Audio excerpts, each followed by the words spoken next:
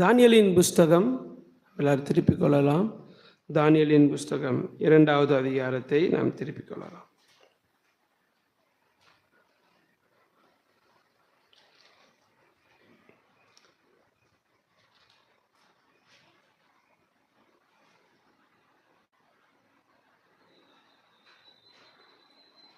பதினோராவது வசனத்திலிருந்து நம்ம இந்த அதிகாரத்தை நம்ம வாசித்து பார்த்தால் இதில் ரொம்ப முக்கியமான ஒரு காரியம் சொல்லப்பட்டிருக்கிறது. 11ஆம் வசனத்தில் வாசிக்கலாம். ராஜா கேட்கிற காரியம் மிகவும் அருமையானது. மாம்சமாய் இருக்கிறவர்களோடே வாசம் பண்ணாத தேவர்களே ஒழிய ராஜ சமூகத்தில் அதை அறிவிக்கத்தக்கவர் ஒருவரும் இல்லை என்றார்கள். இது நிமித்தம் ராஜா மகா கோபமும் உக்கரமும் கொண்டு பாபிலோனில் இருக்கிற எல்லா ஞானிகளையும் கொலை செய்யும்படி கட்டளையிட்டான். பாருங்கள், இந்த சம்பவம் நம்மளுக்கு நல்லா தெரியும். நேபுகாத்நேச்சர் என்கிற பாபிலோனிய ராஜாவுக்கு ஒரு சொப்பனம் ஒன்று வருகிறது. அந்த சொப்பனம் அவர் கண்ட உடனே அவர் ஆவில கலங்கி போய் என்ன செய்கிறார் என்றால், என்ன செய்வதென்று தெரியாதபடி திகைத்தவராய் காணப்படுகிறார் பாபிலோன் ராஜாவாகிய நேபுகாத்நேச்சர். உடனே அவர் என்ன செய்கிறார், அந்த மாகாணத்தில் இருக்கிற எல்லா ஞானிகளையும் வரவழைத்து அவங்ககிட்ட இந்த காரியத்தை சொல்கிறார். நான் ஒரு சொப்பனம் ஒன்று பார்த்தேன், நீங்கள் என்ன செய்யணும், நீங்கள் எல்லாம் ஞானிகள் தானே, அதனால் நான் என்ன சொப்பனத்தை பார்த்தேங்கிறதையும் நீங்கள் சொல்லணும், அந்த சொப்பனத்துக்கான அர்த்தத்தையும் சொல்லணும். அப்படி சொல்லலைன்னா உங்கள் எல்லாரையும் நான் என்ன செஞ்சிருவேன், கொலை செய்து விடுவேன் என்று சொல்லுகிறார். இது ரொம்பவும் மோசமான ஒரு காரியம். இப்படி யாராவது வந்து சொன்னாங்கன்னா, எங்க நேற்றுக்கு நான் ஒரு சொப்பனம் பார்த்தேங்க, அந்த சொப்பனத்தை நீங்கள் சொல்லுங்கள், அந்த சொப்பனத்துக்கான அர்த்தத்தையும் சொல்லுங்கள், இல்லைன்னா உங்களை நான் கொன்றுவேன்னு வந்து யாராவது சொன்னால் என்ன சொல்ல, இந்த ஆளுக்கு ஏதோ லூசு பிடிச்சிருச்சு, பைத்தியம் பிடிச்சிருச்சுன்னு தான் நம்ம சொல்லுவோம். ஆனால் சொன்ன நபர் சாதாரணமானவர் அல்ல, சொன்ன நபர் பாபிலோன் தேசத்துடைய ராஜா. அப்போது பாருங்கள், இது வந்து அசாத்தியமான ஒரு காரியம், அசாத்தியமான ஒரு காரியம், முடியாது. உடனே இந்த காரியத்தை செய்வது ரொம்ப கடினமான காரியம். ராஜாவினிடத்தில் எல்லோரும் இந்த காரியத்தை கேட்ட உடனே எல்லாரும் இந்த காரியத்தை என்ன செய்கிறாங்க, பரவுது, அந்த காரியம் எல்லா பக்கம் பரவுது. ஏனென்றால் பாபிலோன் தேசத்தில் நிறைய ஜோசியக்காரர்கள் இருந்தார்கள், நிறைய சாஸ்திரிகள் இருந்தார்கள், நல்ல ஞானிகள் இருந்தாங்க. அதனால் ராஜாவுக்கு ஒரு நம்பிக்கை இருந்துச்சு. என்னது, ஏன்னா ராஜாவும் மறந்துட்டார், அந்த சொப்பனம் என்னங்கிறது அவரும் என்ன செஞ்சுட்டாரு, மறந்துட்டார். அது எனக்கு கலக்கம் உண்டானதுனால, அவர் மறந்ததுனால, எனக்கு யாராவது ஒருத்தங்க அது என்ன செய்யணும், சொல்லி தான் ஆகணும். ஊருக்குள்ளே இத்தனை பேர் இப்படி தான் இப்போ ஜோசியக்காரன் சொல்லி தெரியுங்களா, எனக்கு தெரியாது, எவனோ ஒருத்தன் என்ன செய்யணும், சொல்லி தான் ஆகணும். ராஜாவுடைய இந்த கட்டளை கடுமையானதாக இருந்தது, கடுமையான ஒரு கட்டளை நடந்த. இது நிமித்தம் ராஜா மிகவும் மகா கோபமும் உக்கிரமும் கொண்டு பாபிலோனில் இருக்கிற எல்லா ஞானிகளையும் கொலை செய்யும்படி கட்டளையிட்டான். He has ordered. என்னது, முத்திரை போட்டாச்சு, கொன்று அப்படின்னு சொல்லி அளவுக்கு போட்டேன். ஏன்னா எனக்கு ஒரு விளக்கத்தை சொல்ல முடியாத எந்த மந்திரவாதியும் எந்த ஜோசியக்காரனும் எந்த ஞானியும் என் தேசத்தில் தேவையில்லை, கொன்று போடுன்னு சொல்லி ஆர்டரே போட்டாச்சு. ராஜாவுடைய ஆர்டரே வந்தாச்சு. இந்த ஆர்டர் என்ன செய்வது, அப்படியே வெளியே நீங்கள் பார்த்தீங்கன்னா தெரிய வருது. ஞானிகளை கொலை செய்ய வேண்டும் என்கிற கட்டளை வெளிப்பட்ட போது தானியேலையும் அவன் தோழரையும் கொலை செய்ய தேடினார்கள். ஏன், இவங்களும் ஞானிகள் தான். ஆமென். இந்த விஷயம் இப்போ தானியேலுடைய காதுக்கு வருது. என்னென்னு வருது, எப்போ உன்னையும் உன்னுடைய தோழர்கள் 3 பேரும் என்ன செய்ய போகிறாங்க, கொலை செய்ய போகிறாங்க. ராஜா கட்டளை வந்துச்சுன்னொன்னே தானியேலுக்கு ஷாக் ஆயிடுச்சு. என்ன கட்டளைன்னு இப்போ தான் வருது, அதுக்குள்ளே என்ன எதுக்கு எங்களை கொலை செய்கிறீங்க, வேண்டாம். பாருங்கள் 14வது வசனம். பாபிலோனின் ஞானிகளை கொலை செய்ய புறப்பட்ட ராஜாவினுடைய தலையாரிகளுக்கு அதிபதியாகிய ஆரியோகோடே தானியேலுடைய யோசனையும் புத்தியுமாய் பேசி இந்த கட்டளை ராஜாவினால் இத்தனை அவசரமாய் பிறந்ததற்கு காரணம் என்ன என்று ராஜாவின் சேர்வைக்காரனாகிய ஆரியோகினிடத்தில் கேட்டான். அப்பொழுது ஆரியோகு தானியேலுக்கு காரியத்தை அறிவித்தான். ஏன்ப்பா இவ்வளோ வேகமாக ஒரு தீர்மானம், இவ்வளோ வேகமாக ஒரு கட்டளை எதற்கு பிறக்க வேண்டும்? ஏன் எல்லாரையும் கொலை செய்ய வேண்டும் இவ்வளோ வேகமா? ஏன்? அப்போ அவன் விரக்கி சொல்லுகிறான். அப்போ சொல்லும்போது தான் தானியேல் ஒரு காரியத்தை ரொம்ப கவனமாக அவனுக்கு மறு உத்தரவு சொல்லுகிறார். தானியேல் ராஜாவினிடத்தில் போய் சொப்பனத்தின் அர்த்தத்தை ராஜாவுக்கு காண்பிக்கும்படி தனக்கு தவணை கொடுக்க விண்ணப்பம் பண்ணினான். தவணை கொடுக்க அவன்கிட்ட சொல்கிறான், நீ போய் ராஜாவின் இடத்துல போய் என்ன செய், இந்த சொப்பனத்துக்கான அர்த்தத்தை என்ன செய்கிறேன் நான் சொல்கிறேன், எனக்கு அதுக்கான தவணை கொஞ்சம் வேணும், தவணை வேணும். உடனே தானியேல் என்ன செய்கிறார்? அவர் செய்த மிக முக்கியமான ஒரு காரியத்தை தான் இன்னைக்கு நம்ம தியானிக்க போகிறோம். ரொம்ப முக்கியமான ஒரு காரியம். பின்பு தானியேல் தன் வீட்டுக்கு போய் தானும் தன் தோழரும் பாபிலோனின் மற்ற ஞானிகளோடே, இவங்களோட பிளான் என்ன? எல்லாரும் சாகுறாங்க, அவங்களோட கூட எங்களையுமா சாகடிக்கணும், இல்லை எங்களை அழிக்காதபடி இந்த மறைபொருளை குறித்து பரலோகத்தின் தேவனை நோக்கி இரக்கம் கேட்டார்கள். அனனியா, மீஷாவேல், அசரியா என்னும் தன்னுடைய தோழருக்கு இந்த காரியத்தை அறிவித்தான்.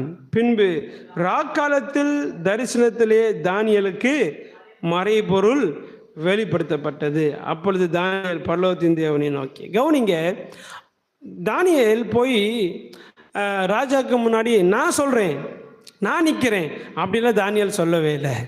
தானியேல் செய்த மிகப்பெரிய காரியம், தானியேல் தன் தோழர்களோடு இணைந்து ஜெபித்தான். இன்னைக்கு தேசத்தில் உள்ள காரியங்களை குறித்த மிகப்பெரிய தெளிவு ஜனங்களுக்கு வேண்டும் என்று சொன்னால் ஒரு தோழமை ஜெபம் அவசியம். என்ன ஜெபம் அவசியம்? தோழமை ஜெபம், கூட்டு பிரார்த்தனை ரொம்ப அவசியம். எதற்காக இந்த காலை வேளையில் நம்ம இத்தனை பேர் கூடி காலையில் எந்திரிச்சு தேவ சமூகத்தில் நின்று நம்ம எதுக்கு ஜெபிக்கிறோம்? இந்த கூட்டு பிரார்த்தனையில் மிகப்பெரிய ஒரு மகிமை உண்டு. ஆமென், அல்லேலூயா. இப்போ மறைபொருளை வெளிப்படுத்துகிற தேவன் தானியேலுக்கு வெளிப்படுத்தினார். உண்மையாக தானியேலுக்கு வெளிப்படுத்தினார்.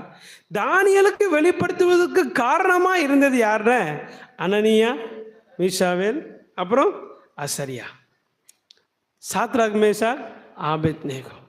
பாருங்க, தானியேல் தனித்தவனாய் நிற்கல. தானியேல் ஒரு கூடின அந்த கூடுகைக்கு தான் கர்த்தர் என்ன செய்கிறார்னு பலன் தருகிறார். ஆமென், அல்லேலூயா. தனி மரம் என்னைக்குமே என்ன ஆகாது? தோப்பாகாது. தனி மரம் என்னைக்குமே தோப்பாகாது. பாருங்க, நான் ஒருத்த மட்டும் சபையில் நின்று பாஸ்டர் மட்டும் ஜெபிச்சா சபை வளர்ந்துருமா? இல்லை, விசுவாசிகளும் இணைந்தால்தான் சபை வளரும். ஆமென். ஜெபிக்கிறவர்கள் கை கோர்த்தால்தான் சபையில் ஒரு வளர்ச்சியை பார்க்க முடியும். அப்போ நம்ம எல்லாரும் நல்ல ஒரு தோழமை ஜெபம் என்கிற அந்த நல்ல இருதயத்தோட ஒருவர் பிணைக்கப்படுவர்களாய் காணப்பட வேண்டும். ஆமென். ஆவி பிணைக்கப்படணும். ஆமென், அல்லேலூயா.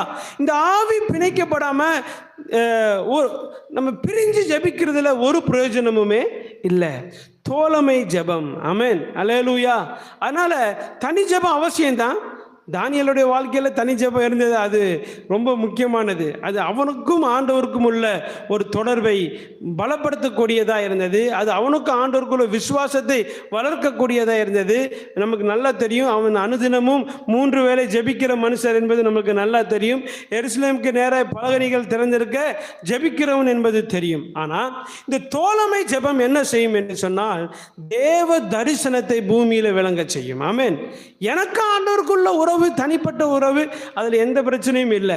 நம்ம எல்லாரும் அவங்க ஆண்டவரோட ரொம்ப தெளிவாக இருக்கிறோம். ஆனால் கூட்டு பிரார்த்தனையில் கர்த்தர் பிரியம் கொள்கிறார். ஆமென், அல்லேலூயா. என்ன கொள்கிறார்? பிரியம் கொள்கிறார். தேவன் காரியங்களை வெளிப்படுத்துகிறார். அன்று இரவிலே அந்த வார்த்தை. பின்பு ராக்காலத்தில் தரிசனம் தானியேலுக்கு என்ன செஞ்சது? மறைபொருளை கர்த்தர் வெளிப்படுத்தினார். மறைபொருள் கீழே வாசிக்க முடியும். தானியேல் என்ன சொல்றாருன்னு, தானியேல் சொன்னது, தேவனுடைய நாமத்திற்கு என்றென்றைக்கும் உள்ள சதா காலங்களிலும் ஸ்தோத்திரம் உண்டாவதாக. இந்த ஞானமும் வல்லமையும் அவருக்கே உரியது. ஆமென். தானியேல் சொல்ற, தானியேலுக்கு ஆண்டவர் அந்த காரியத்தை வெளிப்படுத்தும் போது தானியேல் சொன்ன மிக முக்கியமான காரியம், எல்லா ஞானமும் வல்லமையும் யாருக்குரியது? ஆண்டவருக்கு. என்னோடது இல்லை. ஆண்டவர், இது என் ஞானத்தில் எனக்கு கிடைச்சது இல்லைப்பா, நீர் இந்த தரிசனத்தை ராக்காலத்தில் என்னோட பேசினீரே, இது என்னால் உண்டானது அல்ல, இது உம்முடையது, இது உம்முடைய ஞானம், இது உம்முடைய வல்லமை, இது உமக்கே உரியது என்று சொல்லி தானியேல் தரை மட்டும் தன்னை தாழ்த்தி கர்த்தரை மகிமைப்படுத்துகிறான். ஆமென். அல்லேலூயா. இந்த கூட்டு பிரார்த்தனையில் நீங்களும் நானும் கற்றுக்கொள்ள வேண்டியது என்ன தெரியுமா?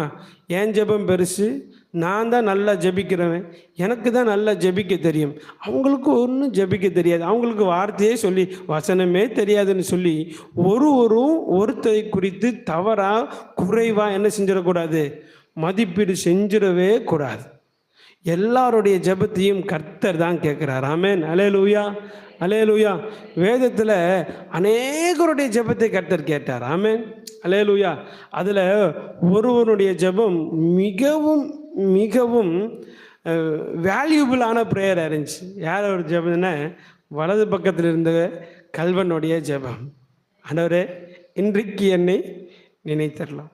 நீர் இன்னைக்கு வரும்போது அவன் ஒன்றாம் நம்ம பார்வையில் சொல்லுவோம், கொலைகாரன்டா அவன், பாவி அவன் எப்பேற்பட்ட திருடன் தெரியுமா அப்படின்னு நம்ம சொல்லுவோம்.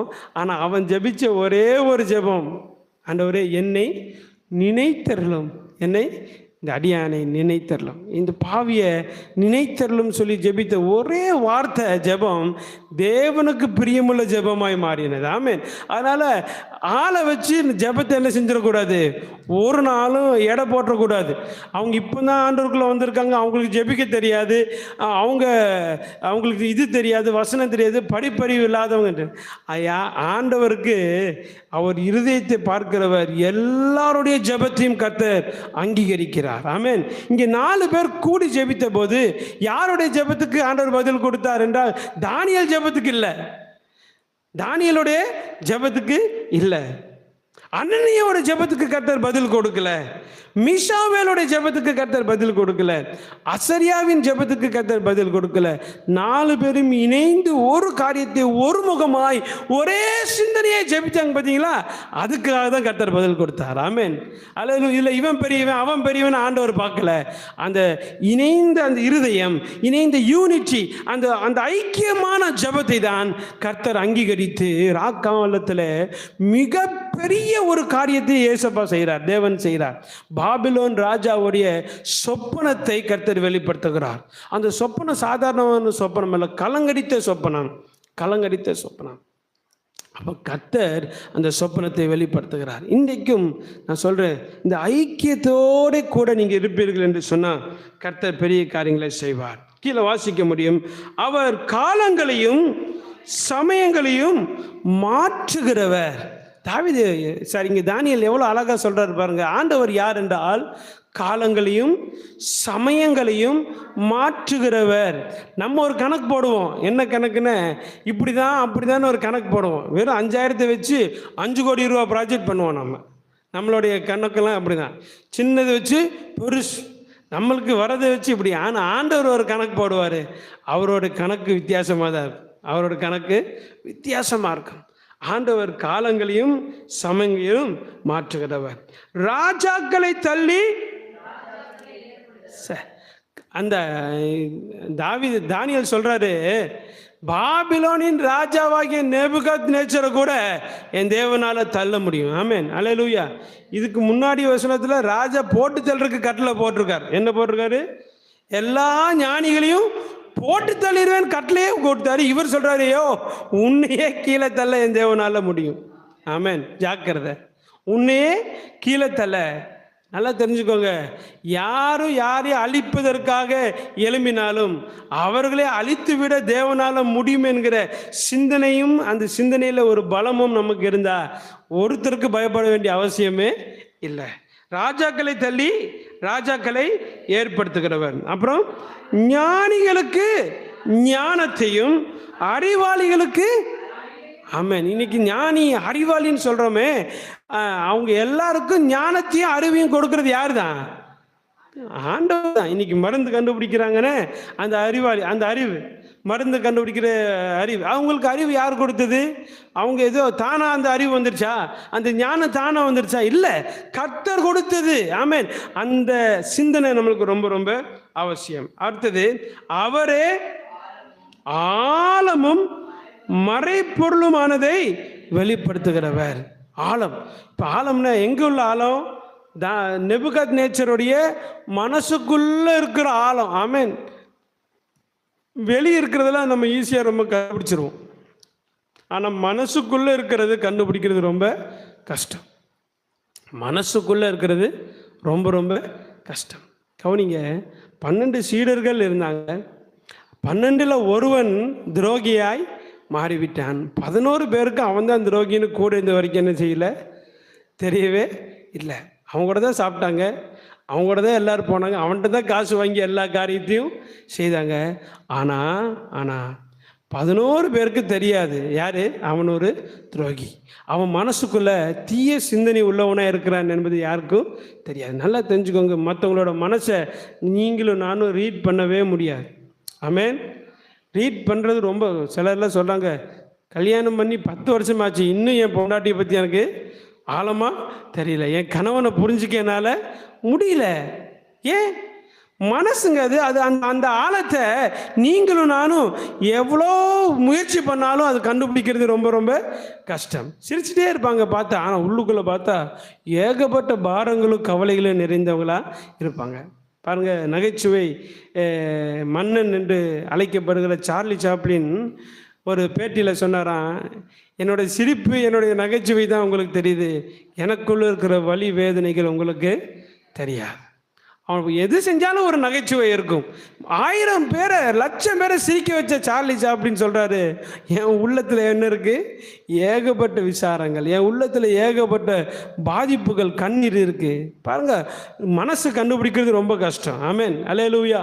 அதனால் மனசுக்குள் இருக்கிற ஆழத்தை, மறைபொருளை வெளிப்படுத்துகிறது யாருடைய வேலை தெரியுமா?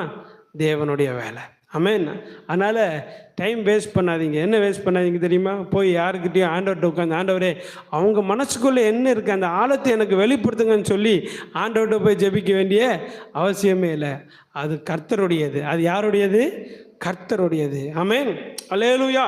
கீழே வாசிக்கிறோம், அந்த வார்த்தை ரொம்ப அழகாப்பட்டிருக்கு. ஆழங்களை மறைபொருளும் மானதை வெளிப்படுத்துகிறவர், இருளில் இருக்கிறதை. ஆமென். நம்ம பீரோக்குள்ள இருக்கிற ஒரு சாவியை எங்கே வச்சோன்னா நமக்கு கண்டுபிடிக்க முடியல. வெளிச்சத்தில் சாவி வச்சாரு நம்மளுக்கு தெரியறதில்ல. ஆனால் ஆண்டவர் இருட்டுக்குள்ளே இருக்கிறதை கண்டுபிடிப்பார். ஆமென். அல்லேலூயா. நம்ம மனசு எல்லா நேரமும் வெளிச்சமாக இருக்குன்னு நினைக்கிறீங்களா? வெளியே பார்க்கறதுக்கு வேணால் அப்படி தெரியும். சிலருடைய இருதயம் இருளாக இருக்கிறது. வசனம் சொல்லுது, நான் சொல்லலை, வசனம் சொல்லுது. இருளான இருதயத்துக்குள்ள என்ன நடக்குது என்பதை கர்த்தர் அறிவார். கர்த்தர் அறிவார். அப்புறம் வெளிச்சம் அவரிடத்தில் தங்கும். இருட்டான, அதனால தான் பாருங்க, இருளிலே அவர் பரஞ்சோதியாக இருக்கிறாராம். ஆமென். இருளிலே அவர் பரஞ்சோதி. ஆண்டவர் வெளிச்சத்தையும் அறிவார், இருட்டையும் அறிவார். அதனால தான் தாவீது சொல்லுகிறார், நான் மரண இருளின் பள்ளத்தாக்கிலே நடந்தாலும் பொல்லாப்புக்கு நான் என்ன செய்ய மாட்டேன், பயப்பட மாட்டேன். ஏன்னா இருட்டில் என்ன பொல்லாப்பு இருக்குன்னு யாருக்குமே தெரியாது. இருட்டில் என்ன பொல்லாப்பு இருக்குன்னு யாருக்குமே தெரியாது. ராத்திரி நேரத்தில் என்ன நடக்குன்னு நம்மளுக்கு தெரியாது. ஆனால் அவர் அறிவார். இருளிலே என்ன நடக்கிறது, கொள்ளை, பாலாக்கிற சங்காரங்கள், இருளிலே நடமாடுகிற கொள்ளை நோய் எல்லாம் அவருக்கு தெரியும். அப்போ தேவன் இருளை அறிந்து வைத்திருக்கிறார். அப்போ ஒரு சிலர் சொல்லுவாங்க, யாருக்குமே தெரியாதுன்னு தானே நான் இங்கே இருந்தேன். சிலர் பாருங்க, கொலை செய்து யாருக்குமே தெரியாதுன்னு எங்கேயாவது போய் என்ன செஞ்சிருவாங்க, ஒளிஞ்சிருவாங்க. ஆனால் ஈஸியாக இருளில் இருந்தாலும் இன்னைக்கு உள்ள டெக்னாலஜி இப்படி என்ன செஞ்சிடறாங்க, கண்டுபிடிச்சிடறாங்க. சமீபத்தில் நம்ம 12 வகுப்பு படித்த ஒரு மாணவி கொலை செய்யப்பட்டதை 10-12 நாளுக்கு அப்புறம் என்ன செஞ்சாங்க, கண்டுபிடிச்சிட்டாங்க. மறைக்க முடியாது. ஏன்னா மக்களுக்கு, போலீஸ்க்கு வேணால் நாட்கள் எடுத்துக்கலாம், ஆண்டவருக்கு நொடி பொழுதுலே தெரியும். அவன் தவறு செய்யறதுக்கு முன்னாடியே அவன் தவறு செய்ய போகிறார் என்பதை கர்த்தர் என்ன செய்வார், அறிந்து வைத்திருக்கிறார். அதனால் தேவனுக்கு முன்பாக மாத்திரம் மறைச்சிடலான்னு சொல்லி என்ன செஞ்சிட முடியாது, ஒன்றும் நினச்சிடக்கூடாது. நான் மறைச்சிட்டேன் அப்படின்னு சொல்லி எதையும் வசனம் சொல்கிறது, நான் நிர்வாணியாக இருக்கிறேன். எப்படி இருக்கிறேன்? ஆண்டவர்கிட்ட எதையுமே மறைக்க முடியாது. மனுஷங்க கிட்ட என்ன வேணால் மறைச்சிடலாம், யார்கிட்ட வேணால் என்ன வேணால் மறைச்சிடலாம். கர்த்தர்கிட்ட ஒரு காரியத்தை என்ன செய்ய முடியாது? மறைக்கவே முடியாது, மறைக்கவே முடியாது. பாருங்க, ரொம்ப கஷ்டம்னு சொல்லி ஞானி சொல்கிறார். யார்? சாலமோன் ஞானி சொல்கிறார். என்னது? ஒரு பொண்ணு அல்லது ஒரு பையன் ஒரு பொண்ணை காதலிக்கிறதும் ஒரு பையனை காதலிக்கிற அந்த பாதை ரொம்ப கஷ்டம். எப்படி அப்படின்னு கண்டுபிடிக்கிறது கஷ்டம்னு போட்டிருக்கு. வானத்தில் பறக்கிற கழுகினுடைய பாதை அது ரொம்ப கடினம் என்று சொல்லப்படுகிறது. அதெல்லாம் ஞானிக்கு வேணால் கடினமாக இருக்கலாம், ஆனால் சர்வ ஞானிக்கு அதெல்லாம் என்ன இல்லை, கடினம் இல்லை. எவன் எப்படி செய்கிறான், எவன் எப்படிப்பட்ட உறவில் இருக்கிறான், எல்லாம் கர்த்தர் அறிவார், எல்லாம் கர்த்தர் அறிவார். மறைபொருள் இருள் அவர் அறிவார், வெளிச்சம் அறிவார். 23, என் பிதாக்களின் தேவனே, நீர் எனக்கும் ஞானமும் வல்லமையும் கொடுத்து. அந்த வார்த்தை எப்படி சொல்கிறாரு? என்கிட்ட ஏற்கனவே இருக்குன்னு அவர் சொல்லலை, எனக்கு நீங்கள் தந்தீங்க. இன்னைக்கு நீங்களும் நானும் ஞானமாக ஒரு காரியத்தை செய்கிறோம் அப்படின்னு உடனே அதை நம்ம அக்னாலேஜ் பண்ணணும். என்னென்னு பண்ணணும்? இது கர்த்தர் கொடுத்ததுன்னு சொல்லணும். இந்த செயல் செய்வதற்கு எனக்கு ஞானத்தை கொடுத்தது யார் தான்? கர்த்தர் கொடுத்தார், கர்த்தர் கொடுத்தார். நீங்கள் ஒரு வீடு கட்டுறீங்க, அழகாக ஒரு வீடு கட்டுறீங்கன்னா இது கர்த்தர் கொடுத்த ஞானத்தில் கட்டினது. இந்த ஒரு வேலை செய்கிறீங்க, திறமையாக செய்கிறீங்கன்னா இது கர்த்தர் கொடுத்த ஞானத்தில் செய்தது. அப்போ கர்த்தரை முன்வைத்து பழகணும். தானியேல் அதான் செய்கிறார், கர்த்தர் கொடுத்தது. நாங்கள் உம்மிடத்தில் வேண்டிக் கொண்டதை இப்பொழுது பாருங்க, அவங்க 3 பேர் சண்டைக்கு நிற்கல. யார் 3 பேர்? சாத்ராக் மேஷாக் ஆபேத்நேகோ சண்டைக்கு நிற்கல. ஆண்டவரே, நாங்கள் 4 பேரும் தானே ஜெபம் பண்ணோம், நீ தானியேலுக்கு மட்டும் வெளிப்படுத்தினீர் அப்படின்னு சொல்லி அவங்க 3 பேர் சண்டைக்கு நிற்கல. தானியேலே சொல்கிறார், எனக்கு அறிவித்தீர்னு சொல்கிறார். அப்போது நல்லா கவனிக்கணும். நம்ம கூட்டு பிரார்த்தனை பண்ணும்போது அல்லது தேவ சமூகத்தில் ஜெபிக்கும் போது ஒருத்தர் பயன்படுத்தின சில காரியங்களை கர்த்தர் வெளிப்படுத்திட்டார்னு உடனே ஆண்டவர் அவர்கிட்ட தான் பேசுவார், எங்கிட்டெல்லாம் பேச மாட்டார்னு சொல்லிடக்கூடாது. உங்கள் ஜெபத்தினால தான் கர்த்தர் அங்கே பேசினார் என்பதை நீங்கள் ஏற்றுக்கொள்ள வேண்டும். ஆமென். உங்கள் ஜெபத்தினால தான் அங்கே நடந்தது, அவங்களுக்கு நடந்தது. எனக்கு நடக்கலை, அதனால என் ஜெபத்தை ஆண்டவர் கேட்கலன்ட்டு இல்லை, நான் ஜெபிச்சதுனால தான் அங்கே நடந்ததுன்னு சொல்லி திருப்தி கொள்ளுகிற இருதயம் உங்களுக்கு எனக்கு வேணும். ஆமென். நிறைய பேர் பாருங்க, எல்லாருக்கும் ஜெபிச்சு எல்லாருக்கும் நடக்குது, எல்லாருக்கும் நடக்குது, அவங்களுக்கு நடக்குது, இவங்களுக்கு நடக்குது, எனக்கு மட்டும் இன்னும் நடக்கலைன்னு அவங்களுக்கு நடந்ததுக்கு நீ தான் முக்கிய காரணம் என்று கர்த்தர் சொல்லுகிறார். ஏனென்றால் உன் இருதயத்திலிருந்து உண்டான அந்த வேண்டுதல் கர்த்தர் அங்கீகரித்து தான் அங்க காரியத்தை என்ன செஞ்சிருக்கிறார், வாய்க்க பண்ணியிருக்கிறார். ஆமென். எனக்கு நடக்கலைனாலும் பரவாயில்ல, பிறருக்கு நடக்கிறது தான் என்னுடைய ஜெபம் என்கிறதை நீங்களும் நான் என்ன செய்யணும், ஏற்றுக்கொள்ளணும். நிறைய நேரம் அதை சொல்லணும் ஆண்டவர்கிட்ட, ஆண்டவரே எனக்கு நடக்கலைனாலும் பரவாயில்ல, பிறருக்கு என்ன செய்யட்டும், அது நடக்கட்டும். பாருங்க, கரெக்டாக முடிக்கிறாரு. ராஜாவின் காரியத்தை எங்களுக்கு தெரிவிப்பதினால் உம்மை துதித்து புகழுகிறேன். அப்போ கூட்டு பிரார்த்தனையுடைய முடிவு புகழாக இருக்கணும். என்னவா இருக்கணும்? புகழ். யாருக்கு? கர்த்தருக்கு. கர்த்தர் நீங்கள் கூடி ஜெபிச்சா எப்போ கூடி இருவர் ஒருமனப்பட்டாலே அங்கே ஆண்டவர் வந்துடுவாராம். அப்போ கர்த்தர் நீங்கள் விசுவாசிக்கணும், நாங்கள் ஜெபிச்சா கர்த்தர் எங்கள் ஜெபத்தை கேட்பார், கர்த்தர் பதில் தருவார், நிச்சயம் அவர் கைவிடவே மாட்டார் என்பதை அறிக்கை செய்து தேவ சமூகத்தில் விசுவாசத்தோடு காத்திருக்கும் பொழுது கர்த்தர் உங்கள் ஜெபங்களுக்கெல்லாம் பதில் தருகிற நல்ல தேவனாயிருப்பார். ஆமென். கண்களை மூடி தலையில தாழ்த்தி நம்ம ஜெபம்